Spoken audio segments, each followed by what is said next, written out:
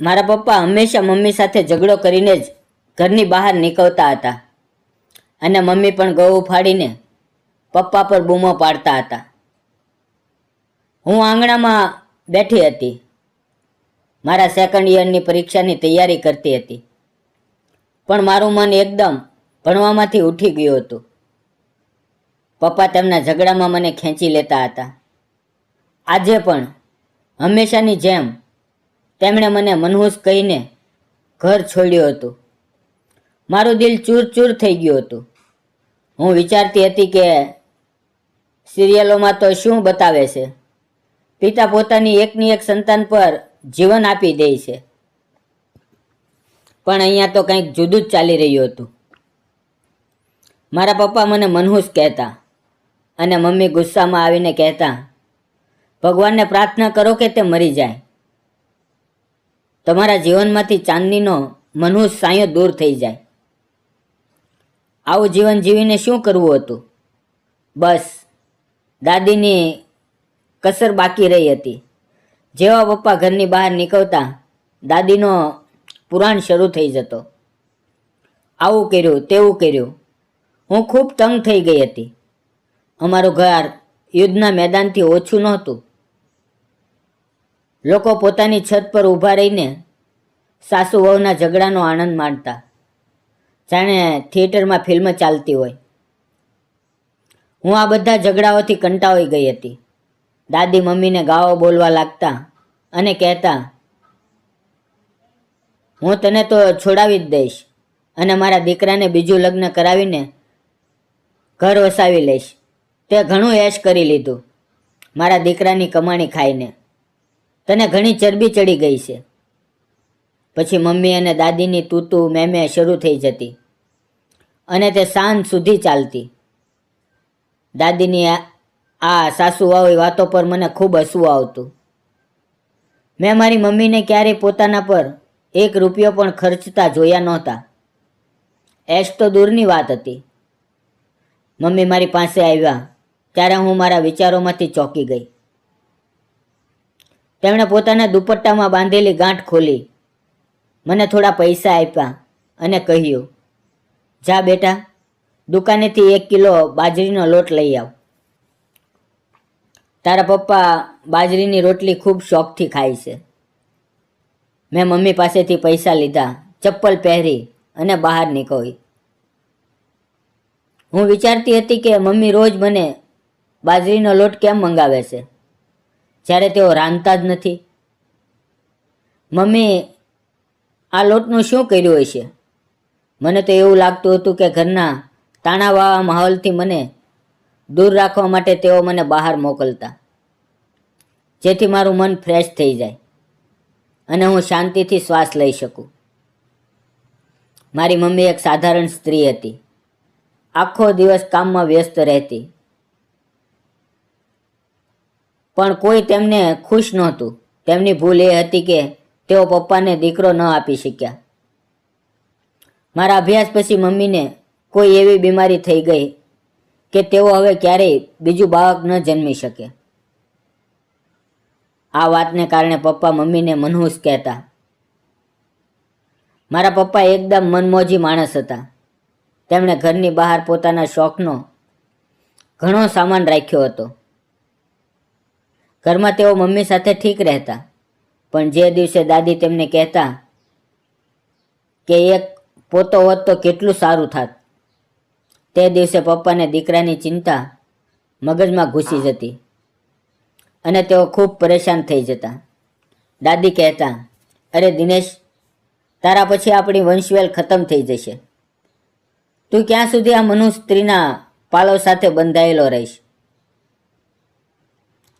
હું તારા બીજા લગ્ન કરાવી દઈશ.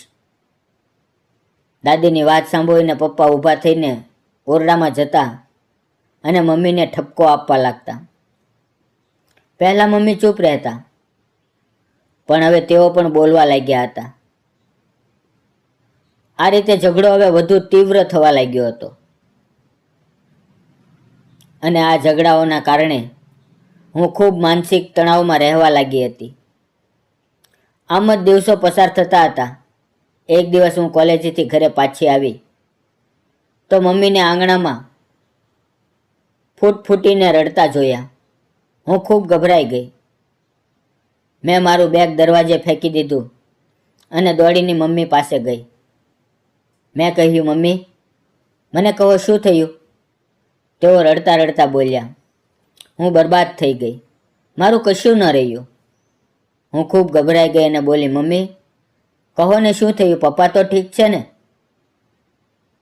મમ્મી મારા ગળે લાગીને ફૂટીને રડવા લાગ્યા. તેમણે કહ્યું, તારી દાદીએ પોતાની સહેલીની દીકરીને ઘરે બોલાવી છે. હવે તારા પપ્પા તેની સાથે લગ્ન કરીને આપણને બંનેને ઘરમાંથી કાઢી મૂકશે. આપણે દરબદરની ઠોકરો ખાશું. મમ્મીની વાત ખરેખર પરેશાન કરનારી હતી. મેં મમ્મીને દિલાસો આપ્યો અને તેઓ થોડા શાંત થયા. તેમણે ઝડપથી પોતાના પાલોમાંથી પૈસા કાઢ્યા અને કહ્યું, જા 1 કિલો બાજરીનો લોટ લઈ આવ. મમ્મીની હાલત જોઈને મને હસવું આવ્યું. એક તરફ તેમને ખાવા પીવાની પણ ફિકર નહોતી અને હવે બાજરીનો લોટ શા માટે મંગાવતા હતા? હું બોલી, મમ્મી, આ બાજરીનો લોટ શું તમે તમારી આવનારી સોતન માટે રાંધવાના છો? મારી વાત સાંભળીને મમ્મી થોડા ગભરાઈ ગયા. હું હસતા હસતા પૈસા લઈને દુકાને બાજરીનો લોટ લેવા ગઈ. મને ખબર હતી કે રોજની જેમ આજે પણ બાજરીની રોટલી નહીં બને. ક્યારેક મને લાગતું કે મમ્મી રોજ 1 કિલો બાજરીનો લોટ મંગાવે છે. ક્યાંક તેઓ આ લોટનું ગોદામ તો નથી ખોલી રહ્યા ને? પછી હું પોતે જ મારા આ વિચાર પર હસી પડતી. બાજરીનો લોટ લઈને હું પાછી આવી તો દાદીની સહેલીની દીકરી આવી ગઈ હતી. તે લગભગ 27-28 વર્ષની હશે, મમ્મીથી 8 વર્ષ નાની. તેણે મોટા ફેશનના કપડાં પહેર્યા હતા, જીન્સ અને ટોપ, અને ખૂબ સ્માર્ટ બનીને આવી હતી, કારણ કે તેનું મારા પપ્પા સાથે લગ્ન થવાનું હતું. જ્યારે મેં મમ્મીને જોયા તો તેઓ એકદમ ઝાંખા પડી ગયા હતા. તેણે 4 વર્ષ જૂનું કપડું પહેર્યું હતું અને આંગણામાં ગમગીન બેઠા હતા. આરતી આંટીની સામે તેઓ એકદમ ફિક્કા લાગતા હતા. મને મમ્મી પર ખૂબ દયા આવી. મેં પપ્પાને જોયા તો તેઓ આરતી આંટીને જોઈ રહ્યા હતા. દાદી પણ ખૂબ ખુશ હતા. હું મમ્મીની હાલત સમજી શકતી હતી. પછી અમે બધાએ સાથે ભોજન લીધું. દાદી દરેક વસ્તુ પહેલાં આરતી આંટીને આપતા હતા. પપ્પા પણ તેમની પાછળ ફરતા હતા. મમ્મી અને હું બંને એકદમ નિર્જીવ જેવા બેઠા હતા. એવું લાગતું હતું કે અમે ત્યાં હાજર જ નથી. હું બોલી, મમ્મી, જો તમે આજે સવારે આરતી આંટીના ડરથી શોપિંગ કરવા ગયા હોત તો આ સમસ્યા ન સર્જાત.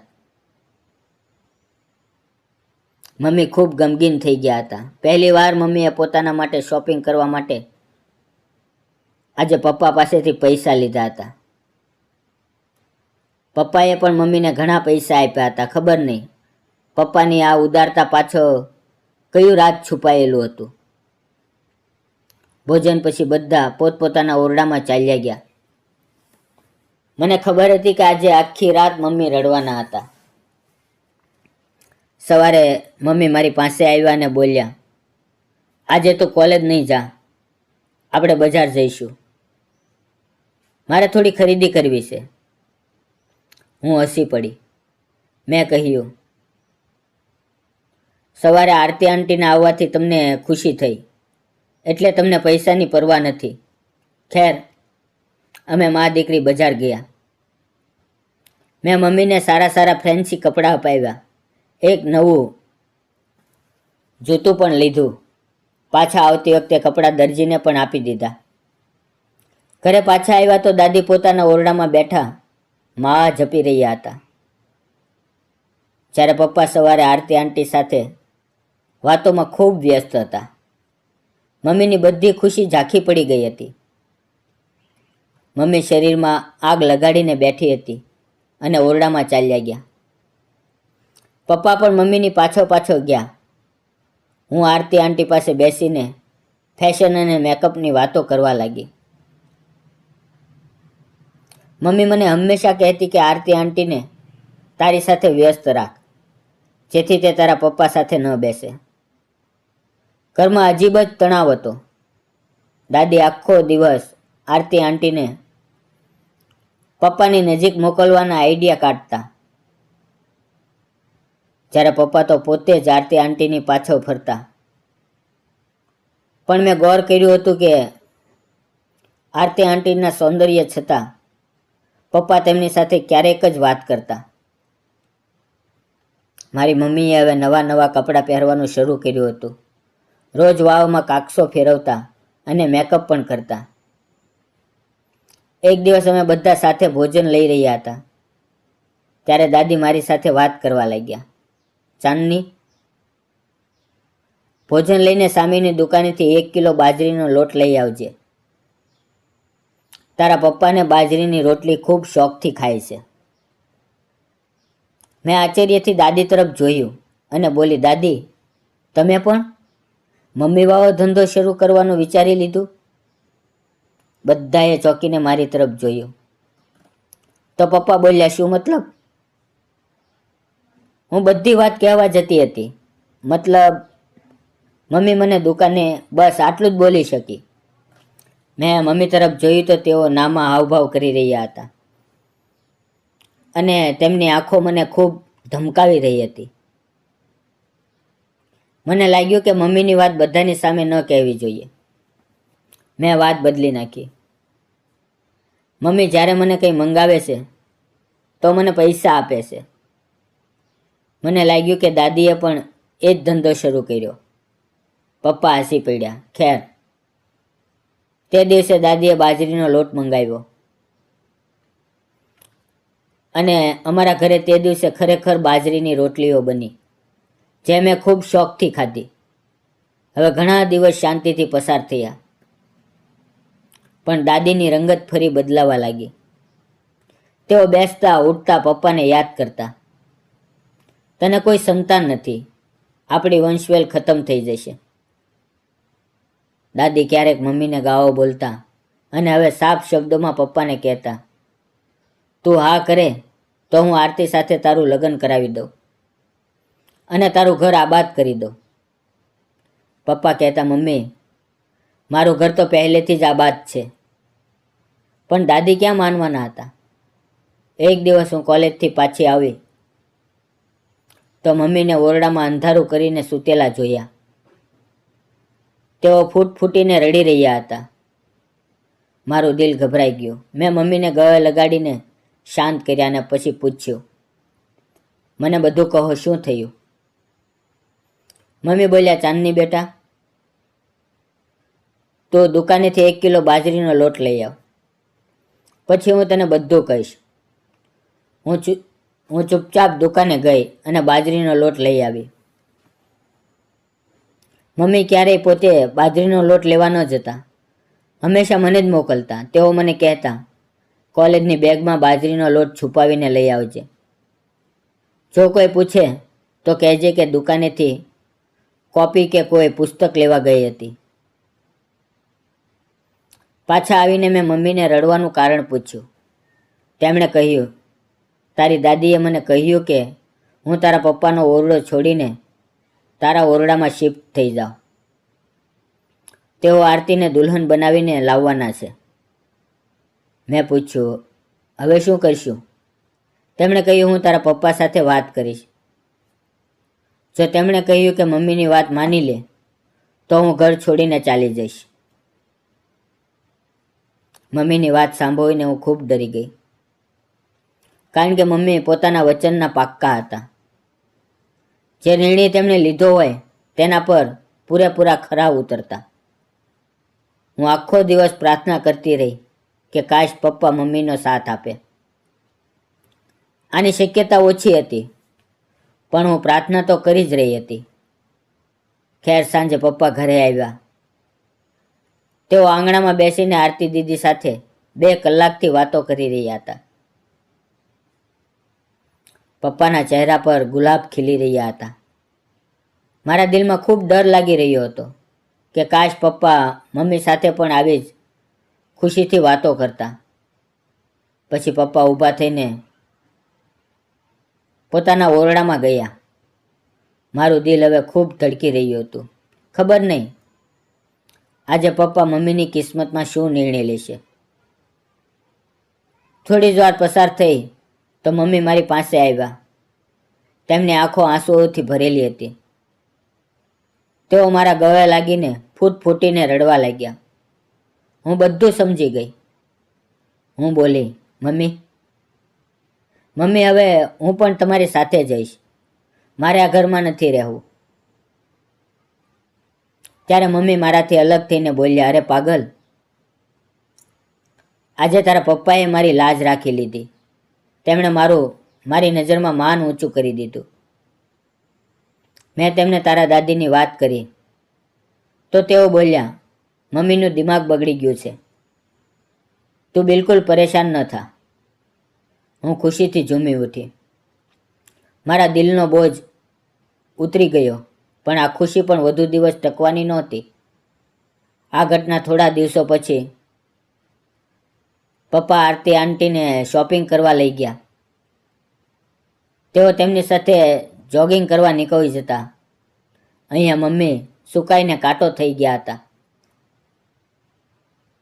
મમ્મીનું જીવન હવે આખો દિવસ પપ્પાની જાસૂસી કરવામાં કે મને બાજરીનો લોટ લેવા મોકલવામાં પસાર થતો હતો. હવે ઘરની સમસ્યાઓ વધુ બગડવા લાગી હતી. આરતી આંટીએ દાદીને સાફ શબ્દોમાં કહી દીધું હતું, જો દિનેશે આવતા અઠવાડિયે મારી સાથે લગ્ન ન કર્યા તો હું પાછી જતી રહીશ.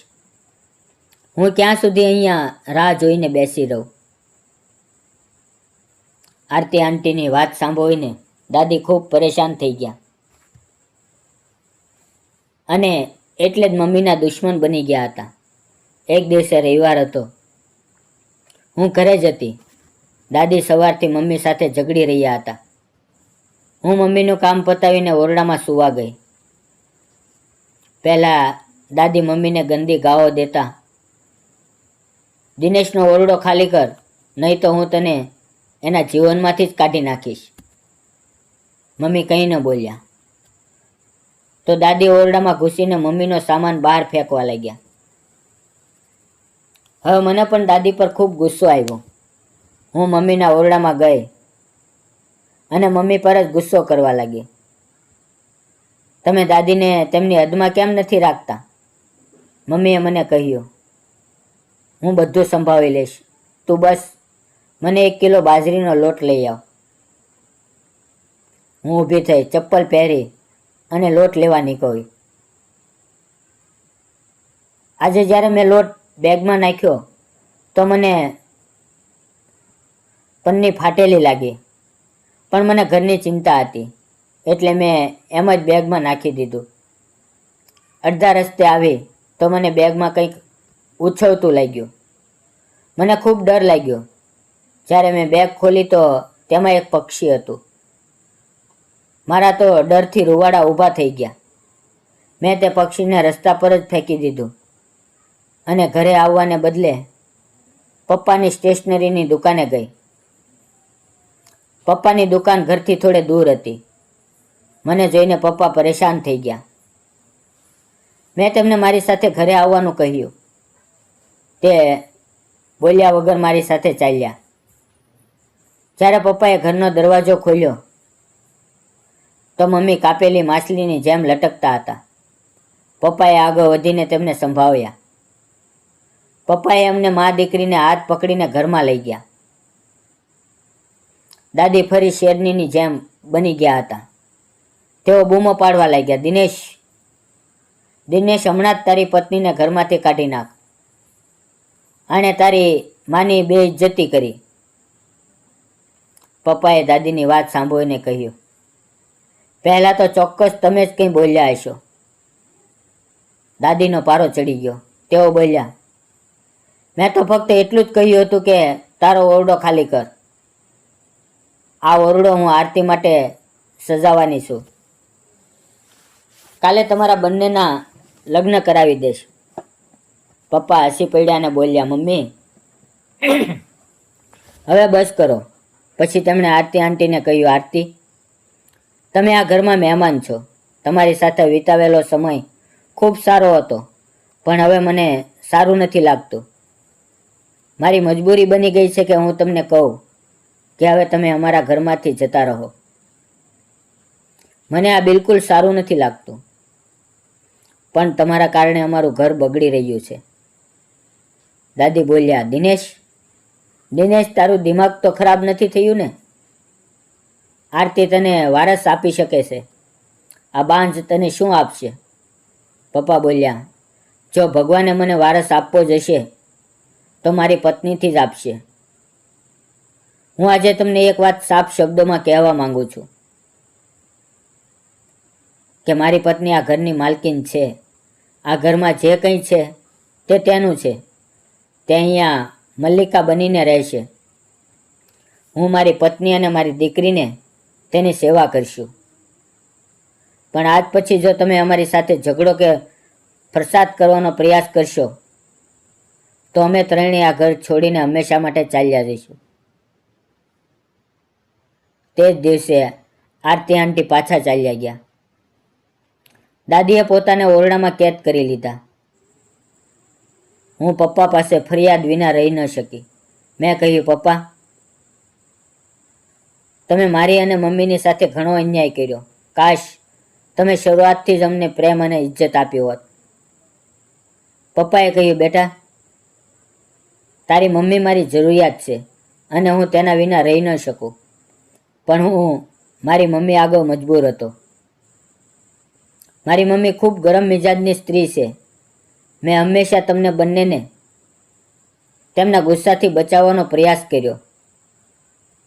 જ્યારે મમ્મીને ગુસ્સો આવતો તો હું તમારા પર ગુસ્સો કરતો, જેથી મમ્મી મારો ગુસ્સો જોઈને પોતાનો ગુસ્સો ભૂલી જાય. પપ્પાની વાત સાંભળીને મારી આંખો ભીની થઈ ગઈ. હું બોલી, પપ્પા, તમે મમ્મીને પૂછ્યું કે તે દિવસે લોટમાં એક અધમરું પક્ષી હતું, જે જોઈને હું ખૂબ ડરી ગઈ હતી. હું જાણું છું કે દુકાનદાર એટલી મોટી ભૂલ ન કરે કે ચોખાને બદલે પક્ષી આપી દે. તેમાં કોઈ રાજ છુપાયેલું છે. મને કહો, તે પક્ષી ત્યાં શું કરતું હતું? મમ્મી મારી વાત સાંભળીને ખૂબ ગભરાઈ ગયા, પણ તેમની પાસે સાચું બોલવા સિવાય કોઈ રસ્તો જ નહોતો. તેઓ બોલ્યા, જે દિવસે તું દુકાનદાર પાસેથી બાજરીનો લોટ લાવી હતી તેની બાજુમાં એક બાબાજી રહે છે. તેઓ તાવીજ અને વિદ્યાનું કામ કરે છે. મેં દુકાનદારને કહ્યું હતું કે મારા માટે એક તાવીજ લઈ લે. તેમણે કહ્યું કે બાબાજી 40 દિવસ સુધી 1 કિલો બાજરીના લોટ પર દમ કરશે, જે છત પર જઈને પક્ષીઓને નાખવાનું છે, અને છેલ્લા દિવસે તેઓ એક અધમરું પક્ષી આપશે જે મારી સાસુને ખવડાવવાનું હતું, જેથી તેની જીભ હંમેશા માટે બંધ થઈ જાય. પણ બેટા, તે પક્ષી રસ્તામાં જ ફેંકી દીધું અને ન તો મારા 40 દિવસ પૂરા થયા, ન મારી સમસ્યાઓ બહેતર થઈ. તે જ માટે હું તને લોટ લેવા મોકલતી હતી. જો આ તાવીજથી, કરામતથી બધું ઠીક થઈ ગયું. તારા પપ્પાનું દિલ પણ બદલાઈ ગયું અને તેઓ મારી તરફ થઈ ગયા. મમ્મીની આ નિષ્કપટ વાતો સાંભળીને હું મલકાઈ ગઈ, પણ આ વાત સાંભળીને મારું આખું શરીર કંપી ગયું. હું ચપ્પલ પહેરી અને દુકાનદાર પાસે પહોંચી.